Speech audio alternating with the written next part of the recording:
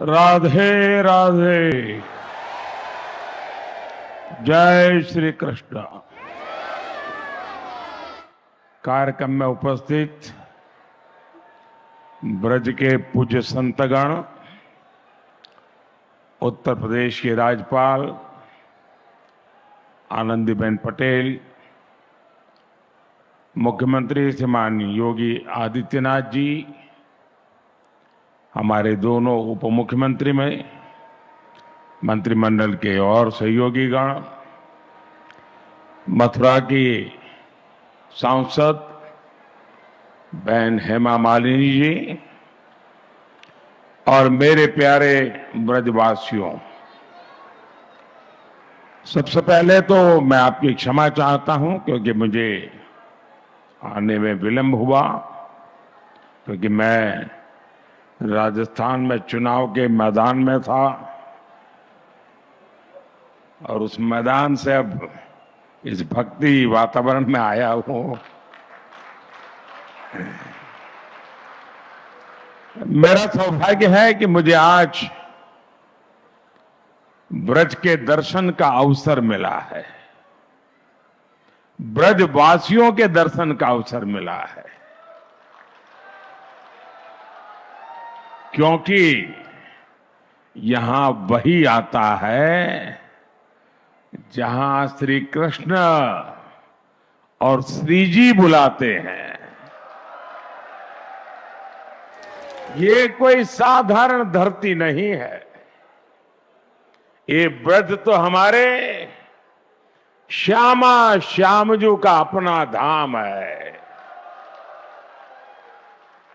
ब्रज लाल जी और लाडली जी के प्रेम का साक्षात अवतार है।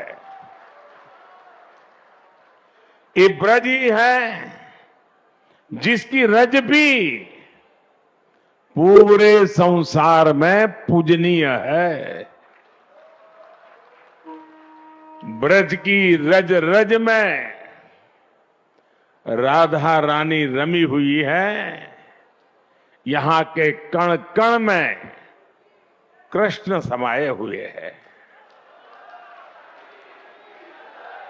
और इसलिए हमारे ग्रंथों में कहा गया है, सप्तद्वीपेषु यत् तीर्थ भ्रमणात् च यत् फलम प्राप्यते च अधिकम तस्मात् मथुरा भ्रमणीयते। अर्थात विश्व की सभी तीर्थ यात्राओं का जो लाभ होता है, उससे भी ज्यादा लाभ अकेले मथुरा और ब्रज की यात्रा से ही मिल जाता है।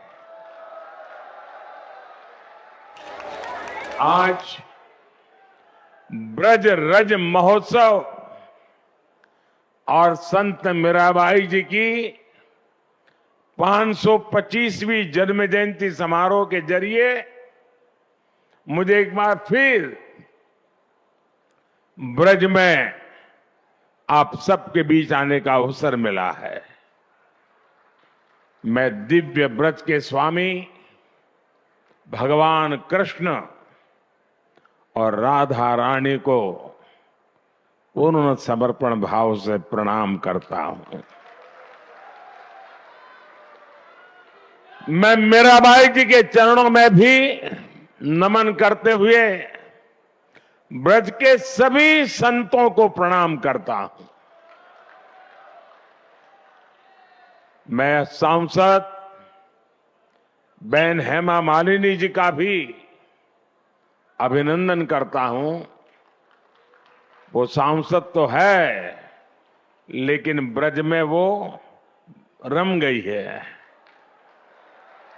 हेमा जी न केवल एक सांसद के रूप में ब्रज रस महोत्सव के आयोजन के लिए पूरी भावना से जुटी है, बल्कि खुद भी कृष्ण भक्ति में सरोबार यानी होकर प्रतिभा और प्रस्तुति से समारोह को और भव्य बनाने का काम करती।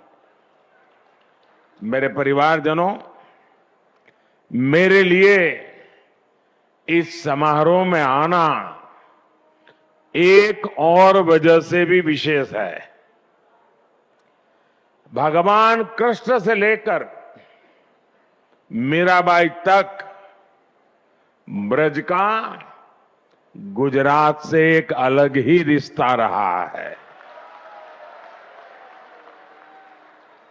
ये मथुरा के कान्हा गुजरात जाकर ही द्वारकाधीश बने थे और राजस्थान से आकर मथुरा वृंदावन में प्रेम की धारा बहाने वाली संत मीराबाई जी ने भी अपना अंतिम जीवन द्वारिका में ही बिताया था। मीरा की भक्ति बिना वृंदावन के पूरी नहीं होती है। संत मीराबाई ने वृंदावन भक्ति से अभिभूत होकर कहा था, आलीरी मोहे, आलीरी मोहे लागे वृंदावन निको, घर घर तुलसी ठाकुर पूजा, दर्शन गोविंद जी को। इसलिए जब गुजरात के लोगों को यूपी और राजस्थान में फैले ब्रज में आने का सौभाग्य मिलता है तो हम इसे द्वारकाधीश की ही कृपा मानते हैं। और मुझे तो मां गंगा ने बुलाया और फिर भगवान द्वारकाधीश की कृपा से 2014 से ही आपके बीच में आकर के बस गया, आपकी सेवा में लीन हो गया।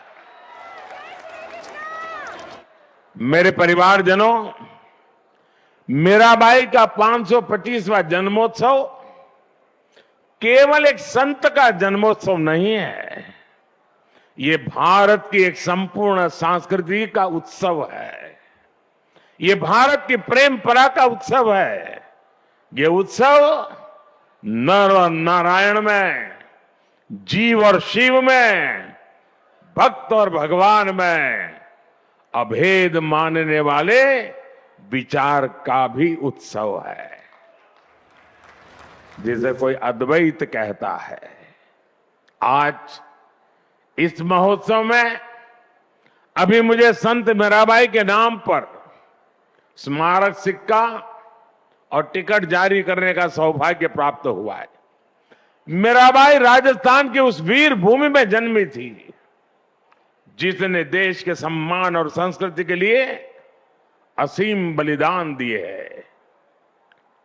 84 कोस का ये ब्रजमंडल खुद भी यूपी और राजस्थान को जोड़कर बनता है। मीराबाई ने भक्ति और अध्यात्म की अमृत धारा बहाकर भारत की चेतना को सींचा था।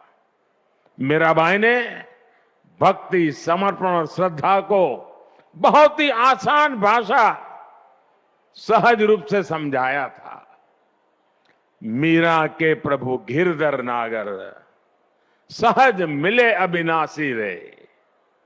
उनकी श्रद्धा में आयोजित ये कार्यक्रम हमें भारत की भक्ति के साथ साथ भारत के शौर्य और बलिदान की भी याद दिलाता है।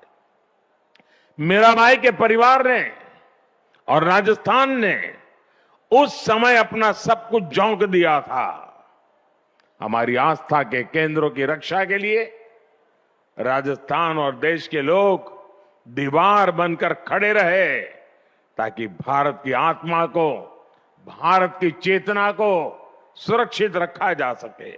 इसलिए आज का ये समारोह हमें मीराबाई की प्रेम परंपरा के साथ साथ उस पराक्रम की परंपरा की भी याद दिलाता है। और यही तो भारत की पहचान है।